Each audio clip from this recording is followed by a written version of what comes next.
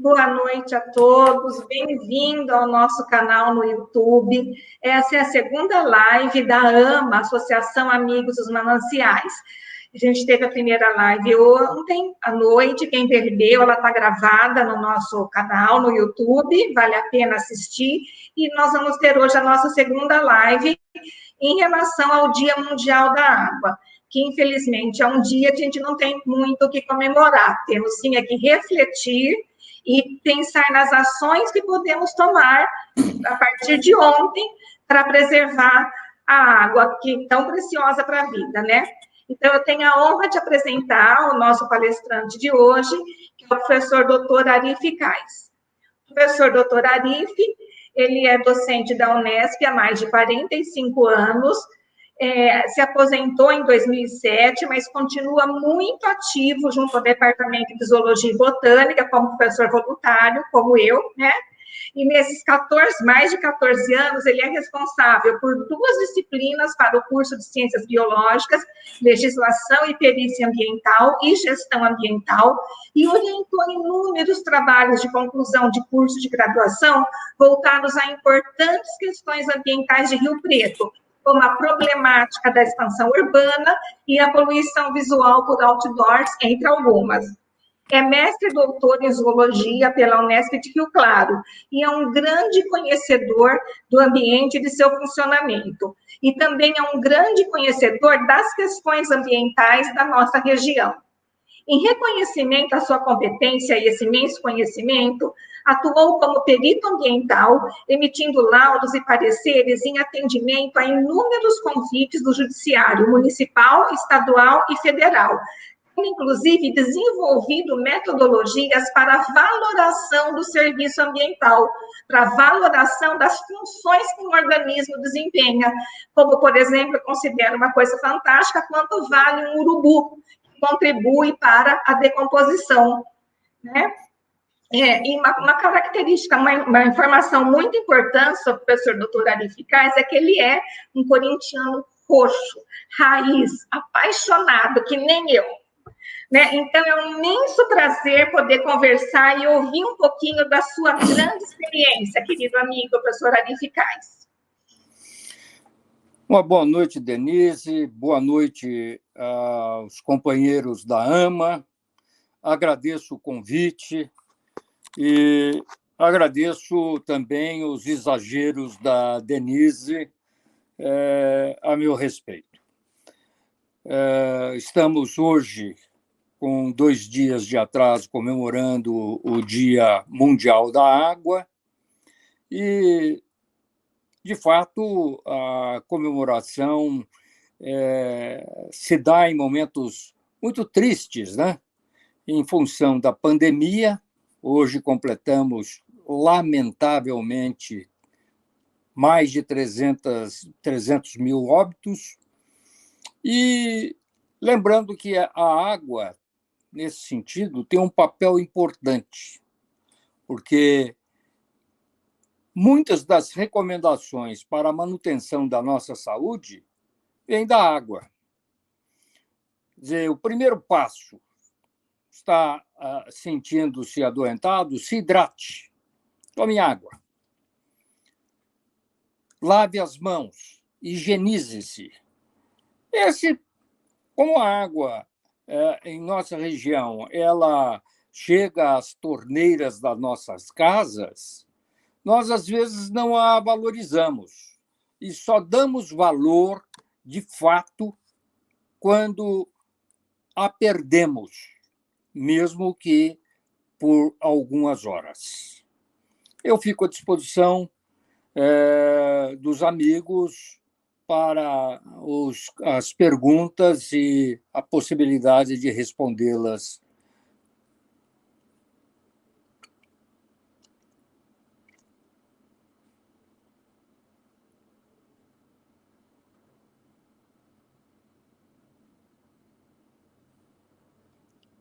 Bem, gostaria de lembrar que não existe um sentimento mais forte do que este que a AMA, a Associação Amiga dos Mananciais, adota. plante água. O plantar água é, de fato, um objetivo de recuperar nascentes, de proteger os nossos mananciais. A água doce está se tornando rara nas regiões urbanas, semiurbanas, cada vez mais. Então, é preciso que possamos recuperar estas nascentes e oferecê-las para que a população possa utilizá-la da melhor forma possível. Não apenas a população humana, mas toda a vida. A professora Lilian Casati tem um trabalho muito bonito mostrando o antes e o após de um florestamento de uma área que foi danificada de nascentes. A recuperação é incrível e isto é o que faz a diferença. São os plantios marginais nas áreas de preservação permanente que vão ajudar-nos à recuperação dos corpos d'água.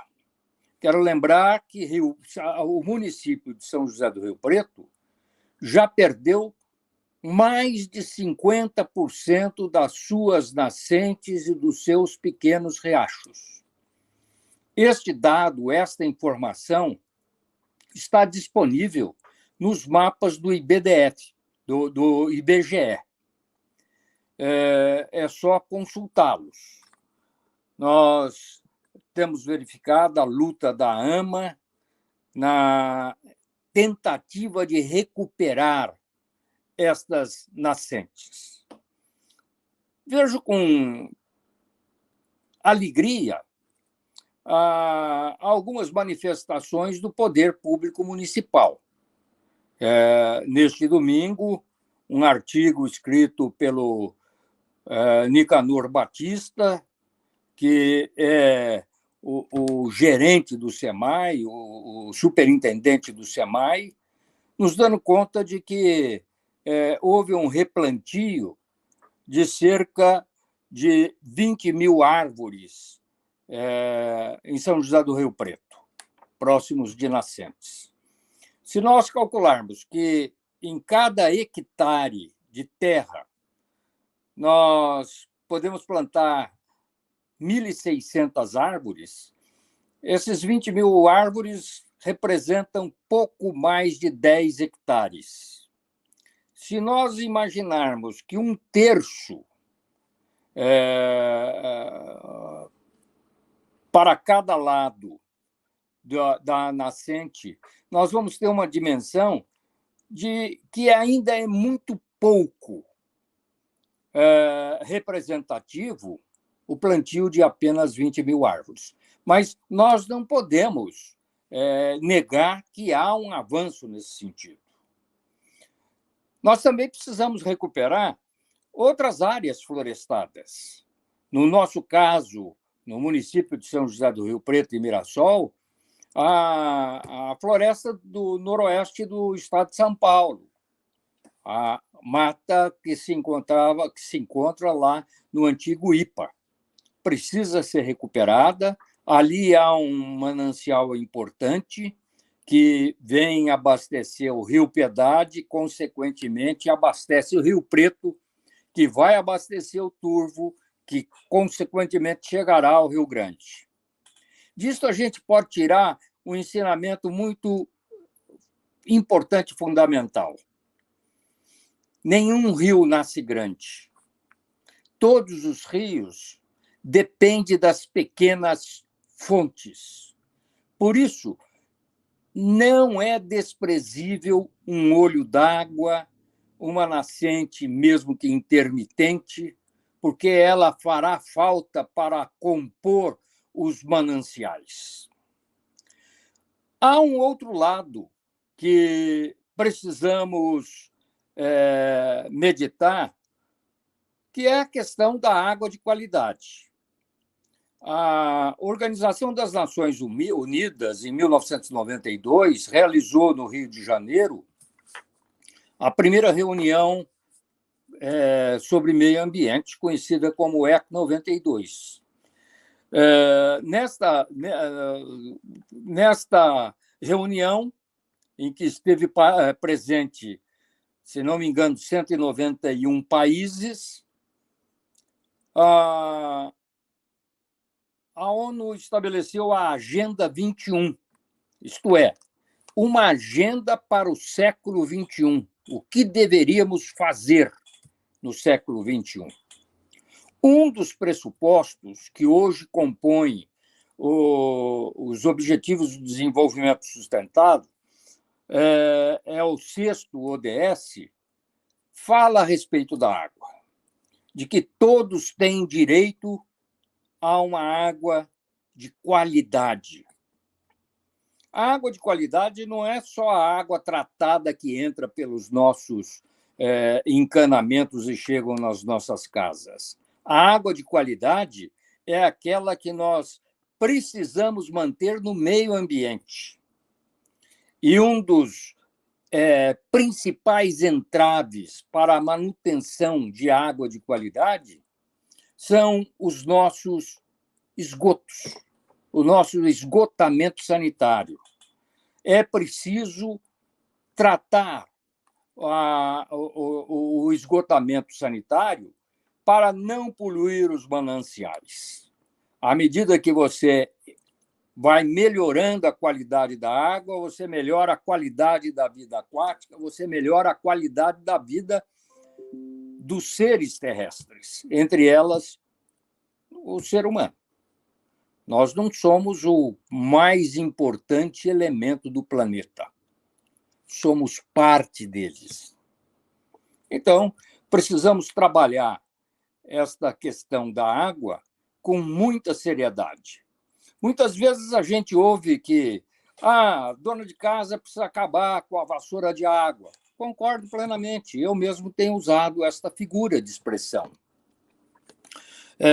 Mas é bom a gente lembrar que o percentual de água consumida pela população, no sentido doméstico, ela é muito pequena. Representa pouco, próximo de 20%. O maior gasto com a água é com a agricultura. E aí, uma medida muito simples poderia reduzir este vazio, essa perda de água imensa. É usar aqueles canhões de água, aquelas imensas bombas no período noturno, onde a evaporação diminui, a água pode penetrar mais, as plantas ficam mais suscetíveis a recebê-las. Então, nós fazemos, às vezes, as coisas equivocadas, né? Pensamos muito no capital, pensamos muito no amanhã. Estou recebendo aqui a Isabel, uma grande amiga, defensora do meio ambiente, pedindo para falar o que está acontecendo hoje. Bom, hoje o mundo passa por um problema muito sério com a pandemia, mas o meio ambiente tem melhorado nesses dias, porque tem diminuído a atividade industrial, tem diminuído a poluição, os ares estão melhores, né? Nós estamos respirando um pouco melhor o ar atmosférico, as águas também acabam melhorando a sua qualidade, mas isso é pouco. Mostra que a natureza pode se recuperar rapidamente se nós não tivermos pressa, se nós deixarmos o consumismo, abandonarmos esta vaidade de ter as coisas, trocar as coisas, ganhar dinheiro. Isto é muito ruim para o ser humano, que vai perdendo empatia, e hoje nós vemos que o mundo carece de empatia, carece de reconhecer no outro as suas dores. E o dia que a gente conseguir olhar os outros pelos olhos deles, nós certamente estaremos dando um passo definitivo para a nossa evolução moral. Mas, voltando às águas, agora o André me pergunta onde estão as nascentes que o SEMAI fez esses plantios. Alguns plantios em torno do Lago 3 da Represa, no córrego da Anta, algumas coisas feitas no córrego da Onça, que é aquele que abastece, chega até a represa, porque ali houve uma intervenção muito grande, cerca de uns 500 metros acima do lago. Tem sido feito morosamente.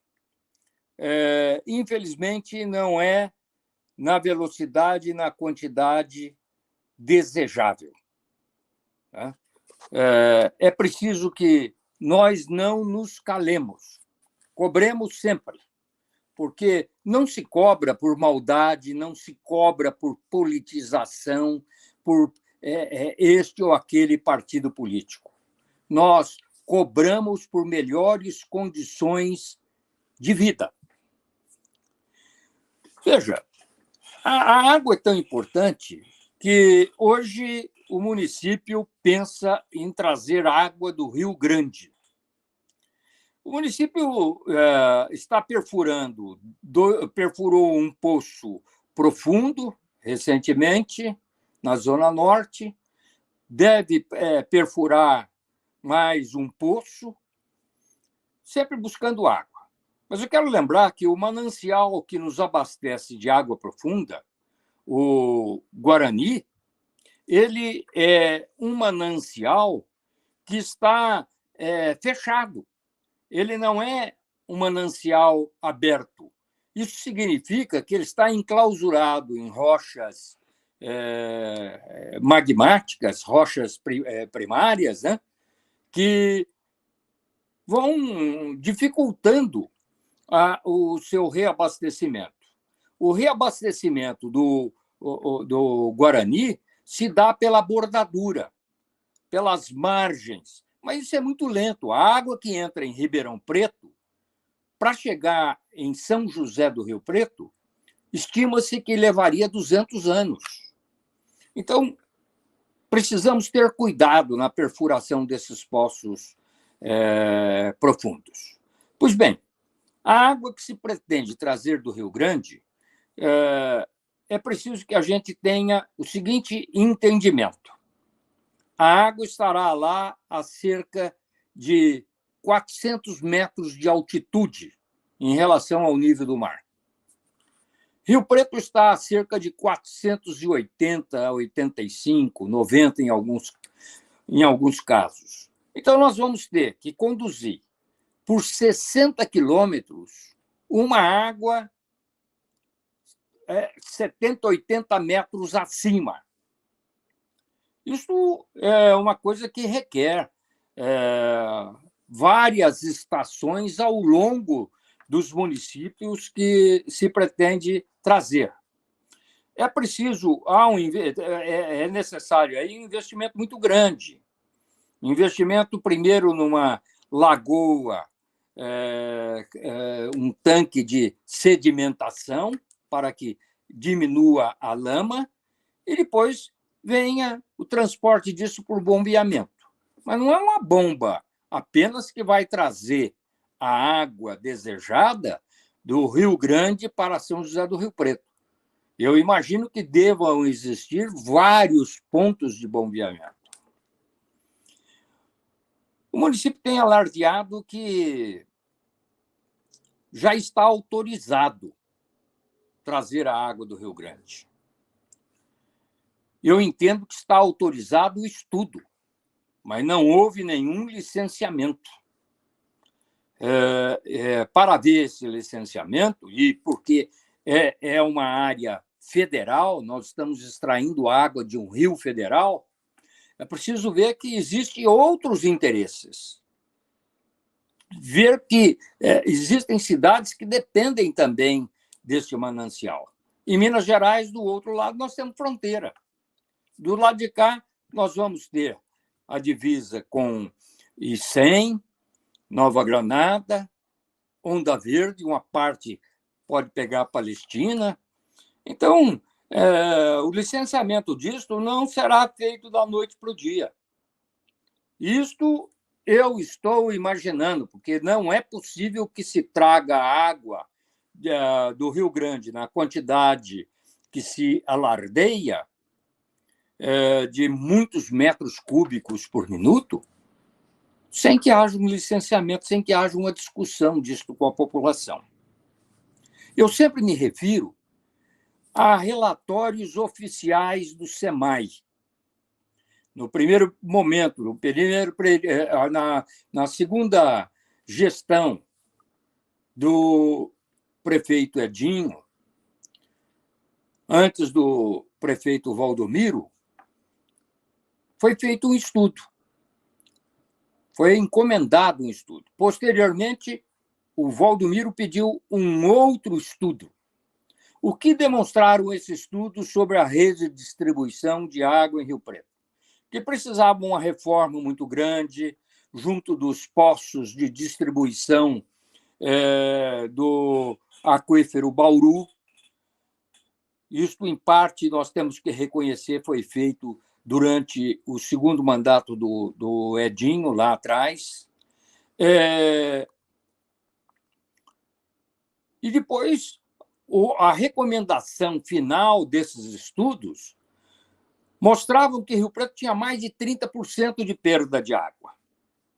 É bom lembrar que a perda de água não se faz só de água tratada, se faz apenas pelos encanamentos, pela distribuição. Mas há também uma perda que é a água furtada, aquela água que não é tributada. Como é que se faz o cálculo disso? Calcula-se a quantidade de água produzida e a quantidade de água paga. Extrai-se daí a perda de água. O que havia de recomendação é que a Boa Vista, o centro da cidade e a Vila Diniz deveriam ter todos os emissários, os condutos substituídos, porque são encanamentos condutores velhos, de ferro, e com a tecnologia antiga, estão enferrujados, furados. Quando a gente olha o diâmetro de um tubo deste de 3 polegadas, a gente vê que está quase que todo tomado de carbonato de cálcio, de calcificação. A água de São José do Rio Preto não é uma água de qualidade primorosa em face dos mananciais que tem. É uma água dura, uma água carbonatada. Eu não discuto a qualidade da água que sai da estação do SEMAI. Eu acredito que a água saia de lá em boas condições. Sei que também se preocupam hoje com as grandes caixas de água que armazenam e distribuem água. Lavam-nas razoavelmente, de tempos em tempos.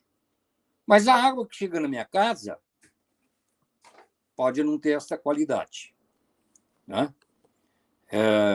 Então, é preciso que antes a gente cuide do que nós temos, porque eu não posso trazer água do Rio Grande e jogá-la num encanamento furado para perdê-la. Pois bem, alguém me perguntou sobre a questão ética do uso da água. Eu acho que a necessidade... Tem um velho ditado que diz que a necessidade faz, a ocasião faz o ladrão. Então, o que significa isso? Que a oportunidade que Rio Preto vê hoje de buscar a água antes que os outros se abasteçam. A água é para todos. A água é de todos. A água é um bem natural. Ela é cara para colocá-la na minha casa, na sua casa, porque ela depende da captação, do tratamento, depende da energia elétrica para a sua distribuição. Então, e precisa de manutenção disso tudo. Por isso que é necessário que os SEMAI façam essas alterações. Infelizmente, o centro da cidade vive sendo transformado, mas não se vê a troca desses dutos que já estão deteriorados. Pois bem, a questão ética, eu creio que a ética que mais clara que nos foi ensinada é a ética de Jesus, que diz que nós não devemos fazer ao outro aquilo que nós não queremos para nós mesmos. Então, se eu desejo a água, eu preciso entender que os outros também a desejam, que os outros precisam dela. É claro que nós precisamos de alimento. É claro que a água é importante para a produção agrícola e a produção de proteína animal. Mas gasta-se muita água e poderia ser feito um processo de equilíbrio nesses gastos.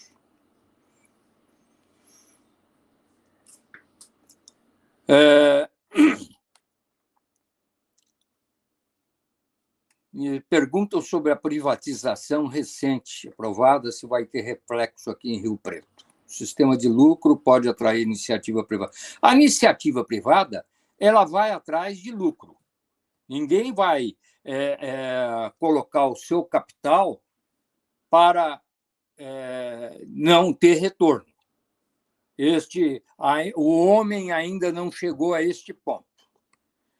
Então, eu espero que a privatização da água não chegue a Rio Preto. Já foi tentado. E aqui, da mesma forma que a gente reconhece alguns trabalhos do Edinho, a gente reconhece que ele também pretendia privatizar o SEMAI. E, naquela ocasião, os valores eram estimados a cada semana. Começava com 150 milhões, 200, chegou a 400 milhões de quanto ficaria esta privatização para o município. A pressão da população, a pressão da sociedade, as críticas formuladas, a resistência política demoveu dessa questão. A privatização de certos bens, seja ela das questões sanitárias ou de outros elementos, precisa ser feita com muita cautela. Os países que privatizaram serviço de saneamento, água e esgoto, estão retornando a trazê-los para o governo. Por quê? Porque a privatização tem sempre o interesse econômico. Ninguém vai comprar alguma coisa que dá prejuízo. Veja, alguns aeroportos que foram privatizados, eles estão devolvendo, porque não dão lucro. E nós vamos ficar com o prejuízo. É sempre assim, né?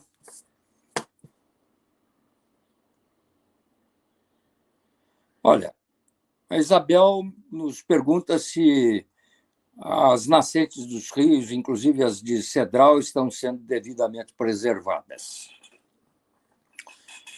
Eu não acompanho bem todo o município de Cedral, né?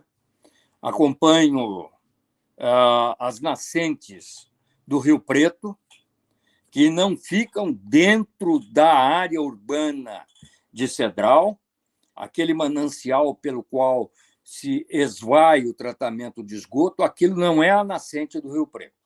A nascente do Rio Preto se faz mais em direção a Potirendaba, ali cerca de uns 8, 10 quilômetros, e são 3 nascentes. Uma delas já se extinguiu, a que fica na margem, no lado esquerdo da estrada para quem vai para Potirendaba. Ali no alto, na fazenda, aquela nascente já se extinguiu. São 2 abaixo que permanecem. São nascentes relativamente preservadas, mas é preciso melhorar e é preciso recuperar a anterior. Agora, quando a gente vê o Rio Preto, a partir de Cedral, Schmidt, entrando em Rio Preto, infelizmente, o que se vê é a falta de preservação das APPs. E a gente percebe que estão ali aguardando apenas um momento para um condomínio. Nós fizemos parte de uma comissão da prefeitura, da Câmara Municipal, que estudou as nascentes de Rio Preto, né? E uma das coisas era uma recomendação para se manter a área entre Vila Toninho e Engenheiro Schmidt, nas suas margens, não ser permitido o loteamento. O fatiamento de terras e a inclusão no meio urbano é um outro grande problema. É aí que desaparecem os olhos d'água e as nascentes. Me lembro muito da luta que tivemos uma participação junto com o Paulo na Vila Azul, com um imenso loteamento, levando a perder nascentes grandes e que não se recuperaram. E depois, no próprio Rio Preto, já ali no Córrego dos Macacos, o deflorestamento. A área em que havia uma certa preservação, o município abriu estrada para facilitar um loteamento ali existente. A gente leva essas coisas ao Ministério Público, e, nesse caso, nós levamos. O Ministério Público consultou SEMAI, consultou a CETESB e respondeu que estava tudo bem. Mas qualquer ação que passa pelo Ministério Público, ação ambiental, ele tem que remetê-la à Procuradoria-Geral do Estado. E, neste caso, a Procuradoria determinou que se impusesse à Prefeitura o recondicionamento da área de APP, né?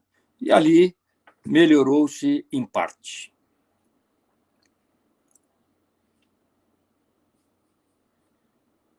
Bom, a Silvana me pergunta sobre o consumo de água industrial e do agronegócio. O agronegócio consome cerca de 70% da água. 70%. 20% é pela indústria. E os 10% restante, em números redondos, é consumido pela população. Eu acho que há um exagero de consumo, principalmente do setor sucro-alcooleiro, que necessita de muita água, mas as práticas, no meu entender, não são boas. Primeiro, que essa expansão da lavoura de cana levou à paralisação da produção de inúmeros cereais que eram produzidos na nossa região. Mesmo a área de pecuária foi afetada, porque dá mais lucro você ceder a terra para a usina e deixar que a usina cuide da terra. Pois bem, não me lembro exatamente a data, o ano, mas isto foi aproximadamente há uns 15, 20 anos atrás.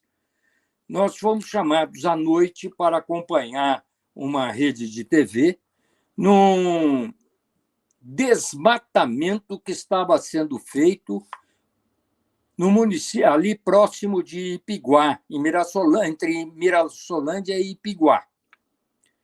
Gente, é uma coisa brutal. Eles passam as correntes com 2 tratores, derrubam as árvores, jogam próximo da baixada onde tem um manancial e enterram as árvores. Numa noite, você tira um fragmento florestal e enterra uma nascente. Isso é o capital selvagem. Isso nós presenciamos. Trabalhei muito com assistência técnica e perícia em queimadas de cana, observando que as áreas de APP são muito mal preservadas, quando são preservadas. Então, eu não posso, de forma nenhuma, concordar que o agronegócio, principalmente na área do plantio de cana, se sustente por muito tempo.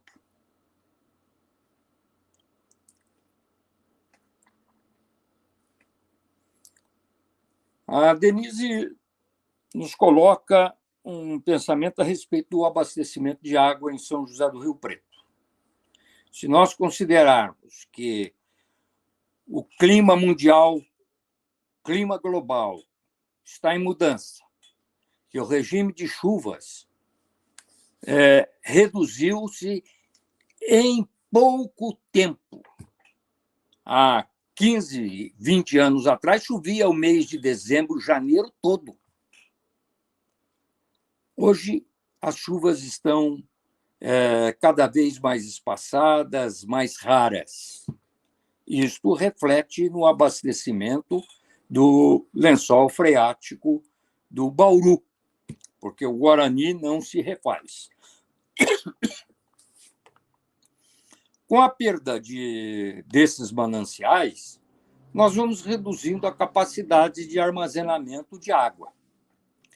Há um outro lado, que é o armazenamento da água na represa municipal. A represa representa cerca de 27%, o SEMAI considera 25%, mas é um pouco mais da água que é distribuída em São José do Rio Preto.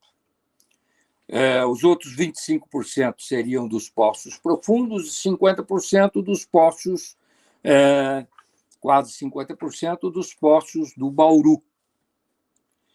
A represa está assoreada. Você anda, atravessa a represa. Esse assoreamento, a gravidade dele iniciou-se com a construção da pista dupla da rodovia que vai para Olímpia. Depois, os loteamentos acima. A falta de proteção marginal dos nossos riachos e principalmente do Rio Preto. Isso foi trazendo sedimento e hoje a represa tem certamente metade do que deveria ter, se tanto. Eu não tenho os estudos a esse respeito. Talvez a professora Estela, que trabalha com a represa, possa nos dizer, levantando os dados pretéritos. Mas os dados pretéritos mostravam que o lago 2 da represa chegava a 2,5 metros. Hoje você atravessa aquele lago, né? Então, nós estamos passando por um momento que vai se agravando cada vez mais.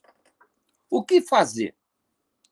Bom, desassorear a represa é um custo enorme, também um custo ambiental, porque há um dano. Nós vamos remover toda a fauna e flora que existe ali na aquática, a fauna do fundo. E é preciso um trabalho imenso, mas nós não podemos preterir desta represa. Sabe-se lá quando nós teremos água do Rio Grande, se a tivermos. Né? Então, eu vejo com uma certa tristeza, professora Denise, o que se passa com os nossos mananciais. Mas, lamentavelmente, não é só Rio Preto.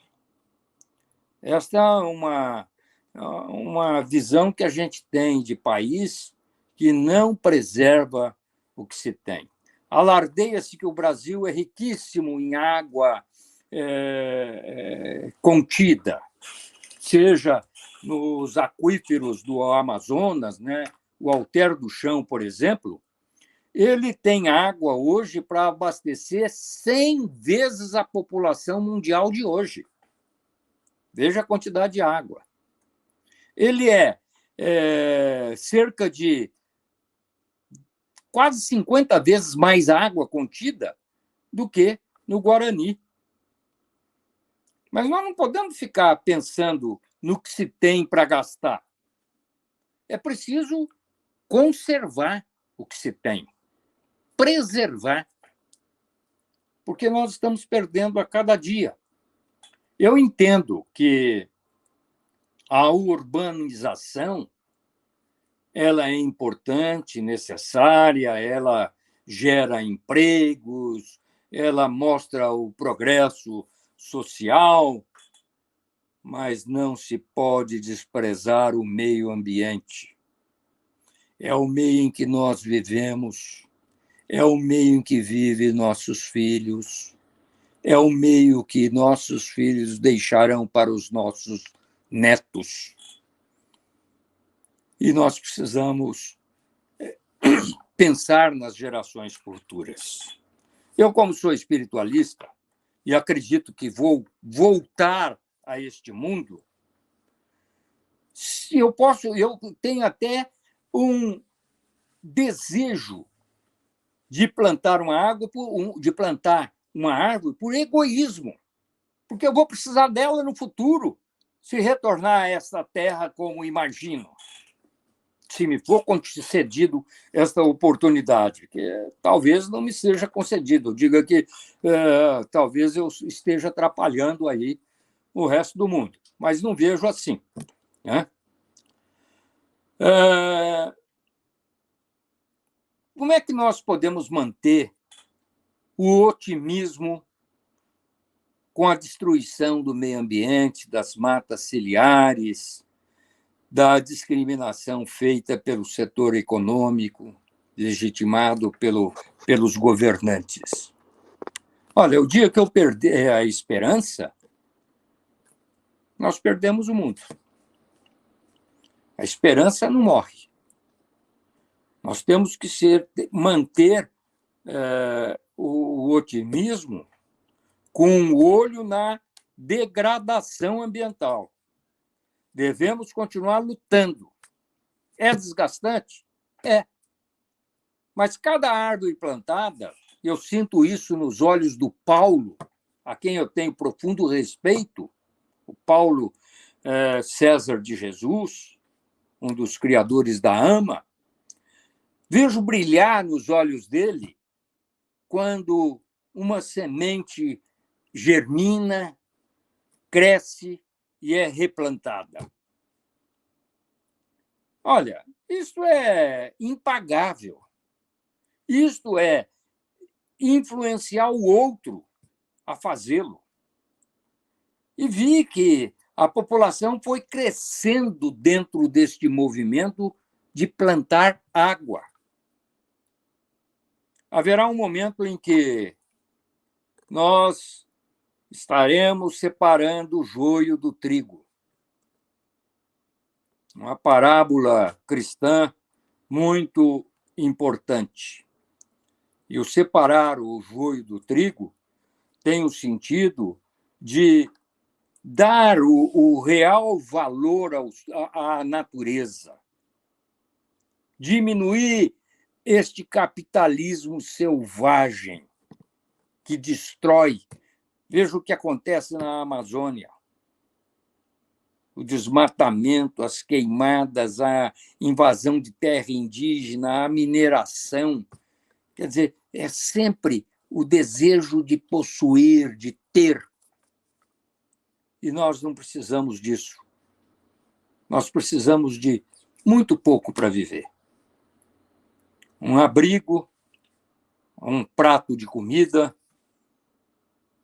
3 vezes por dia, água de qualidade para todos, o combate à pobreza, a divisão de rendas, o reconhecimento da importância das mulheres na sociedade, o reconhecimento das minorias, o respeito às religiões. Hoje nós estamos voltando à Idade Média, queimando templos religiosos. Então, quando eu penso na Agenda 21, quando penso nos Objetivos de Desenvolvimento Sustentável, eu estou sendo otimista, e eu não posso perder isto de vista. É preciso dar àquele que não tem as condições reais de vida. Eu não posso exigir que as pessoas que estão sem condições de vida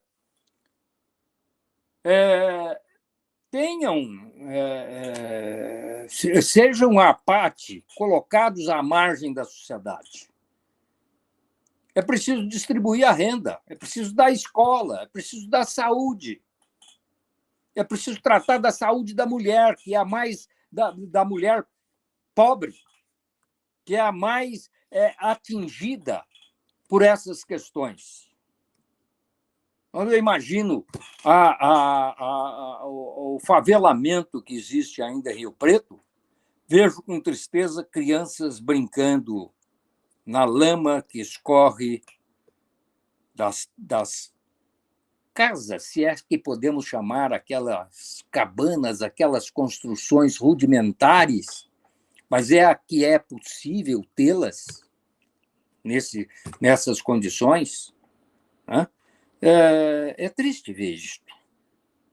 Mas vejo com alegria, por exemplo, vejo o otimismo, vejo com alegria quando se publica que tem uma professora, uma moça se dispondo a ir ensinar as crianças naquela favela. Vejo com alegria os setores da advocacia do Estado defendendo estas pessoas, exigindo que o município construa deles casa, deles condições de vida. Será que não se entende que essas pessoas colocadas à margem nos atinge moralmente, nos atinge a todos? Desculpe. Pois bem, eu creio que nós estamos quase chegando ao final do nosso bate-papo, que não foi bate-papo, vocês ficaram aí, eu fiquei treinando a paciência de todos vocês, mas o papel das organizações não governamentais é que tem mantido o Brasil. A gente vê hoje se combater as ONGs na Amazônia, dizendo que elas degradam. Na verdade, eles querem tirar as ONGs para continuar a invasão de terras. ONGs são importantes. Vamos pensar na assistência social. O que seria de Rio Preto se não fosse as igrejas, se não fosse o atendimento que se dá nos abrigos, na comida que é distribuída, no atendimento social, feito informalmente? Seria o caos. Rio Preto, em termos ambientais, praticamente a ONG que tem maior vigor é a AMA, construída com o suor e com os calos das mãos de alguns poucos abnegados. A Associação Amigo dos Mananciais, ela é fundamental. Me lembro aqui de uma luta, de uma tragédia cometida pela Câmara Municipal no tempo do Valdomiro, em que se queria a decretação da AMA como beneficiária dos benefícios que se tem uma ONG oficial. E o que foi feito?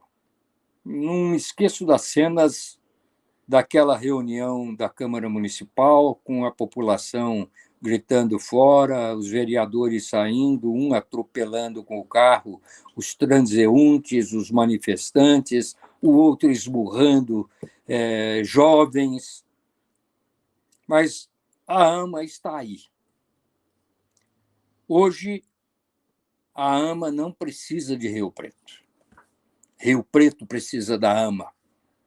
Rio Preto precisa de alguém que tenha vigor moral para colocar a serviço do meio ambiente. Então, eu cumprimento a AMA, sou um parceiro distante, mas tenho um orgulho muito grande de tê-los como meus amigos e meus conhecidos. Muito obrigado. A honra é nossa, professor Arif, de poder ouvir sobre tanto conhecimento e tanta sabedoria juntos, né? A gente está precisando disso, a gente agradece demais a sua disponibilidade de vir conversar com a gente, de transmitir um pouco do seu imenso conhecimento para a gente. E, assim, a gente fica com alguns caminhos que a AMA pode seguir da sua fala, né? Não necessariamente nessa ordem, mas as lições que ficam, né? Precisamos cuidar da nossa rede de distribuição. A AMA pode começar a questionar esse tipo de coisa, né? Eu acho que é pertinente, porque diz respeito à economia de água dos mananciais, né? Plantar água, né? Como o professor falou, né? Você plantar árvores, recuperar, que é a missão principal da AMA, né? Recuperar mata ciliar, recuperar árvores, né? Mata de nascentes, né? Depois, oferecer ou cobrar alternativas do setor de agronegócios, especialmente do setor sucroalcooleiro, né? Que a gente possa estudar esse assunto para poder questionar, para buscar informações técnicas, poder procurar um meio de que não se gaste tanta água. A gente tem alguns caminhos aí para tentar, pelo menos, amenizar a problemática que a gente vai enfrentar de falta de água aqui em Rio Preto.